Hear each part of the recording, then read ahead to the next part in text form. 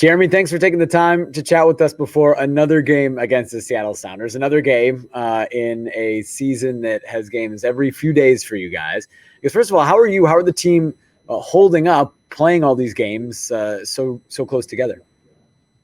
Yeah, I think it's been a really busy stretch, but ultimately, with the pandemic at the beginning of the year, pushing back all these games, we always knew that this was going to be a possibility, that we'd be in 3-game weeks on a rhythmic basis. So we've been more than ready physically, and it's also been an important time for a lot of the guys who haven't quite gotten their opportunities yet to step up. And we've shown that a little bit inconsistently as a unit, but there's been a lot of good moments. So the more 90-minute performances that we can put together, I think the more dangerous we'll continue to be, and we can recapture some of that form from MLS's back. 6-1 on Saturday. That must be fun. What's it like to be out there when you're scoring 6 goals as a team in a match? Yeah, I think that the plan was well executed. I also think that San Jose played a strong game, especially in the first half, and getting that goal late on like they did. In the past, there might have been a point where we crumbled and conceded more than one goal and then dug ourselves a hole. But the resilience of the team was there to just get into the half with only that one goal conceded and then push on from there once the half started up again. So it was really exciting to see a lot of different people get on the score sheet. And then hopefully we can translate it, because at the end of the day, that's just one game. We don't want that to be an anomaly.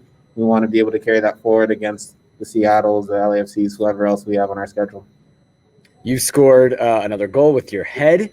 Now 8 goals scored with your head. You have 6 with your left foot, 5 with your right foot in your career. How important is it for you, and how much pride do you take in being a well-rounded striker that can score in multiple different ways? It gives me a lot of confidence knowing that if I'm able to react as far as my body shape, that it doesn't matter which body part I need to put forward in order to score the goal will happen. So as long as the service keeps coming in the way that it has, and I have no doubt that it will, hopefully I'll be able to find myself in good positions to keep repeating those kinds of actions. But, as we talked about the 6-1, goals came from all over the team. So I think what you're seeing is a team that is building in confidence, and hopefully will be firing on all cylinders. We saw you start this match up top at the number 9. You played on the wing, played on the right wing a little bit this year, a lot this year, on the left wing, of course, at times as well. How do you change your approach, or do you change your approach if you're up top, if you're on the wing, and how do you kind of approach generally your place in the squad, knowing that you might play different positions? It's definitely a little bit challenging, but as you start to build rhythm in different positions, you are able to build on certain skill sets that you might not get in other positions. So being able to take the positive and the different kinds of exposure and translating that to a different position to make yourself more complete is something that I'm trying to do more and more.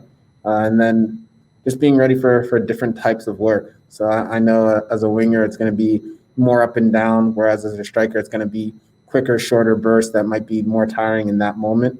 But you'll have longer bouts in between those bursts. So definitely different challenges, but guys are playing all over the field too, across the team. So it's not just me. I know Marco played a really strong game at right back, and that's really valuable to us.